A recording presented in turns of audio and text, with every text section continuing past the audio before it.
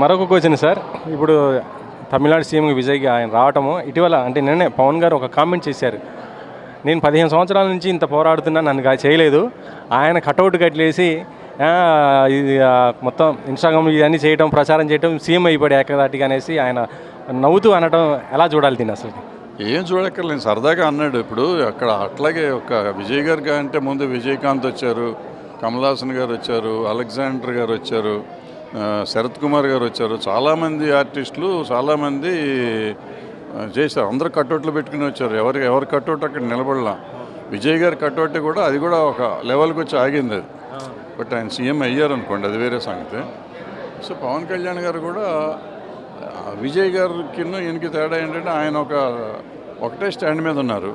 ఈయన అటు ఇటు అవుతూ ఉండటంతో వెళ్ళిపోతూ ఉంది. సో ఈయన కూడా నేను అనుకోవటం ఫస్ట్ ఎలక్షన్ ఆయన కంటెస్ట్ చేసి ఉంటే గెలిచి ఉండేవారు. ఏది ఇప్పుడు చంద్రబాబు గారికి సపోర్ట్ చేశారే ఆ ఎలక్షన్లో ఈజీగా గెలిచేవారని నేను అనుకునేవాడిని. అప్పుడు మేమంతా ఆయన వెనకాలే ఉండేవాళ్ళం. ఇప్పుడు లేనని కాదు, అవసరం లేదు కాబట్టి నేను రాజకీయాలు మాట్లాడదాను. ఇప్పుడు ఆ రోజుల్లో నాకు పవన్ కళ్యాణ్ గారికి డెఫినెట్గా చీఫ్ మినిస్టర్ అవుతారు అనుకునేది 2014లో.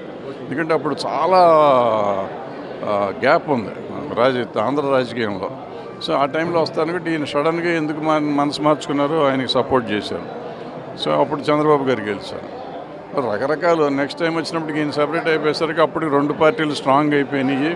ఈయన్ని డిచ్ చేశారు అనుకున్నాను ప్రజలు. ఈ కొంతమంది నమ్ముకున్నారు, ఆయన నమ్ముకున్న వాళ్ళు ముంచారు ఆయన. ఇప్పటికైనా ఆయన సీఎం అయ్యే అవకాశాలు ఉన్నాయా? ఇప్పుడున్న రాజకీయ ఇప్పుడు అంటే మొత్తం ఆయన ఇటీవల చూస్తుంటే పార్టీని ఎక్కువ దాన్ని కొద్దిగా డెవలప్ చేయాలని చూస్తున్నారు, మార్పులు చేయాలని చూస్తున్నారు, అంతా ఉంది. ఇలా ఈ స్టాండర్డ్ ద్వారా పోతే ఇండివిజువల్గా పోతే రేపు ఆయన కూడా సీఎం అయ్యే అవకాశాలు ఉన్నాయా పోటీ చేస్తే? రాజకీయాల్లో ఏదైనా జరగవచ్చు, ఎప్పుడైనా జరగవచ్చు. ఆయన ఇంకా 50 ఏళ్ళే కదా ఉంది, 50-52 ఉన్నట్టున్నాయి. సో ఆయన ఎప్పటికైనా సీఎం అయ్యే అవకాశం ఉంది. ఓన్లీ థింగ్ ఈజ్ కన్సిస్టెన్సీ ఉండాలి రాజకీయాల్లో, ఉంటే డెఫినెట్గా అవుతారు. ఎందుకంటే మన కనుచూపు మేరలో నెక్స్ట్ జనరేషన్లో ఆయనే కనపడుతున్నాడు చీఫ్ మినిస్టర్ క్యాండిడేట్. ఇప్పుడు ఆయన లోకేష్ అనే పరిస్థితిలో ఉంది. ఈయనో లోకేష్ అవ్వాలి, వేరే వాళ్ళు అవడానికి అవకాశం కనపడుతుంది. సో అది ఎట్లా చేస్తారు, వాళ్ళిద్దరూ ఎలా పంచుకుంటారు, విడివిడిగా వస్తారా కలిసి వస్తారా మనకు తెలియదు కదా.